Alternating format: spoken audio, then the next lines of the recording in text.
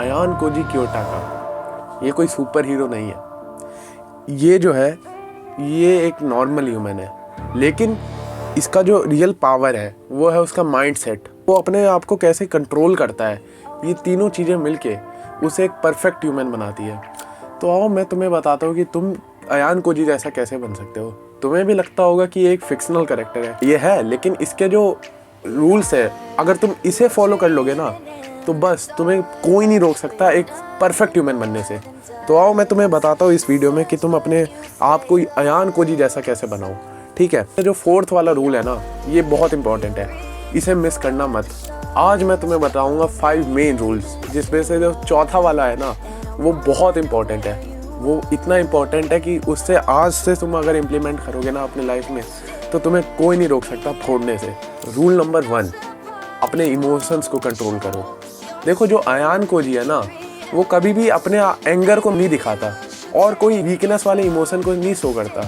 जैसे कि तुम देखोगे तुम्हारे क्लास में एक ना एक बच्चा ऐसा होगा जो कि हर बात में ओवर रिएक्ट कर देता होगा, उसे कोई सीरियसली नहीं लेता होगा। ठीक है, तो तुम्हें ये कैसे करना है, तुम्हें मैं एक फंडा बताता हूँ इसे करने का। जब तुम एक क्लासरूम में हो मान लो, है ना, तो जब तुमसे जब क्वेश्चन पूछा जाए तुम उसका आंसर तभी दो। तुम्हें ज़्यादा ओवर रिएक्ट करने की या किसी से ज़्यादा फालतू बोलने की ज़रूरत नहीं है, तुम्हें इससे कोई सीरियसली नहीं लेता। ठीक है, तो हमेशा अपने आप को ओवर रिएक्ट करने से बचो। ठीक है, हमेशा जब ज़रूरत पड़े तभी बोलो तुम। रूल नंबर 2, ऑब्जर्व मोर स्पीक लेस। तो इसमें बताया है जैसे जो अयान कोजी था, है ना, वो हमेशा ऑब्जर्व पहले करता था, वो चीज़ों को एनालाइज करता था, अच्छे से ऑब्जर्व करता था, उसके बाद वो एक डिसीजन पे आता था और उसके बाद ही वो अपना एक फाइनल डिसीजन देता था। वो पहले से ही सोच के रखता था कि इस सराउंडिंग में क्या चल रहा है और मैं इसमें क्या अपना वो कर सकता हूँ। तो इसके लिए तुम्हें क्या करना होगा ना, जब तुम्हें ऑब्जर्व करना है तो तुम एक क्लासरूम में मान लो तुम बैठे हो, है ना, तो अपने चीज़ों को, अपने सराउंडिंग्स को आसपास देखो कि क्या चल रहा है, कहाँ पे क्या चल रहा है। तुम्हें ज़्यादा बोलने की ज़रूरत नहीं है, तुम बस ऑब्जर्व करो। जब तुम धीरे धीरे ऑब्जर्व करने लगोगे ना तो तुम्हें धीरे धीरे चीज़ें समझ आएगी, तुम्हें उनका बिहेवियर समझ आएगा। जो तुम्हारे क्लासमेट्स है, जो तुम्हारे सो कॉल्ड फ्रेंड्स हैं, तो तुम्हें वैसा नहीं बनना। ठीक है, तुम बस ऑब्जर्व करो और फिर तुम्हें जब बोलना होगा तो एक ठोस तरीके से बोलो, क्योंकि जब तुम बोलोगे ना तो उस समय सब सुनने वाले उधर। Rule number 3, think a step ahead. अब जो अयान कोजी है ना वो हर डिसीजन को पहले से सोच के रखता है, वो पहले से ही फ्यूचर के लिए सोच लेता है कि हाँ मेरे को कैसे आगे क्या हो सकता है, आगे के वो चीज़ें गैसेस कर लेता है। तो तुम्हें भी ना हमेशा आगे के फ्यूचर के जो स्टेप है ना वो सोच के रखने हैं। तुम इसे प्रैक्टिस कैसे करोगे मैं बताता हूँ। तुम मान लो कि तुम कोई काम करने जा रहे हो, तो तुम पहले से ही सोचो कि उसका 1 हफ्ते बाद या 1 महीने बाद मेरे ऊपर क्या इम्पैक्ट पड़ेगा। तुम कभी भी शॉर्ट टर्म में मत सोचो कि आज क्या होने वाला है मेरे साथ अगर मैं ये करूँगा। लॉन्ग टर्म सक्सेस के लिए ना तुम्हें पहले से सोच के रखना पड़ेगा कि ये करूँगा तो आगे जाके मेरे को ये प्रॉफिट मिलेगा। स्टेप 4 और सबसे ज़्यादा इम्पॉर्टेंट स्टेप जो आज से तुम अगर फॉलो करोगे ना तो तुम्हें बाप बन जाओगे सबके। Stay calm under pressure. अब मैं तुम्हें ये बताता हूँ कि ये कैसे करना है तुम्हें। जो अयान कोजी है ना वो हमेशा अपना एक न्यूट्रल फेस रखता है, हमेशा न्यूट्रल फेस, और हमेशा जितनी भी केओटिक सिचुएशन क्यों ना हो जाए वो अपने आप को हमेशा दिखाता है कि वो न्यूट्रल है, जैसे उसे कोई फ़र्क नहीं पड़ता, लेकिन अंदर ही उसके सब पता है कि उसे क्या करना है। तो कभी भी ना तुम केओस में डर मत जाओ कि यार अब ये कैसे होगा, अरे हो जाएगा भाई।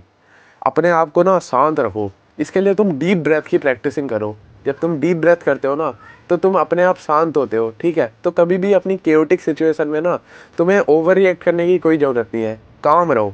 ये बहुत इंपॉर्टेंट है प्रैक्टिस करना, क्योंकि इससे तुम एक मतलब बहुत, तुम्हें लगता है कि सामने वाले तुम्हें वीक समझ रहे हैं, लेकिन नहीं भाई, तुम अभी उस समय सबसे ज़्यादा पावरफुल दिख रहे होते हो जब तुम केओटिक सिचुएशन में भी ऐसे शांत होते हो। ठीक है, तो बस इसके लिए तो मैं बस यही बोलूँगा कि डीप प्रैक्टिस करो, डीप ब्रीदिंग प्रैक्टिस करो, इससे तुम शांत दिखोगे। मेरा favourite rule number 5, never show your real intention and और never show your real power.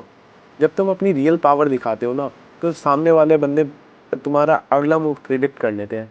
कभी भी मूव प्रेडिक्ट मत करने दो कि आगे तुम क्या करने वाले हो। कभी भी तुम अपना full power, full potential level मत करो। जो अयान कोजी है ना वो कभी भी अपनी रियल स्ट्रेंथ को नहीं दिखाता किसी के सामने, वो बैकग्राउंड में रहता है, लेकिन असली गेम वही संभालना होता है, पूरा का पूरा गेम उसी के हाथ में होता है।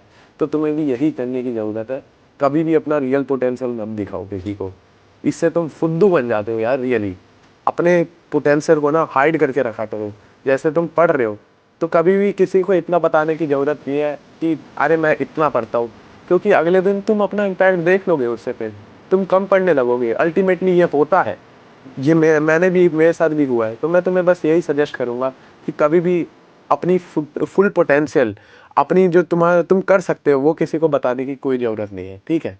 अयान को जी जैसा बनना मतलब कोल्ड बनना नहीं होता, इसका असली मीनिंग होता है स्मार्ट बनना।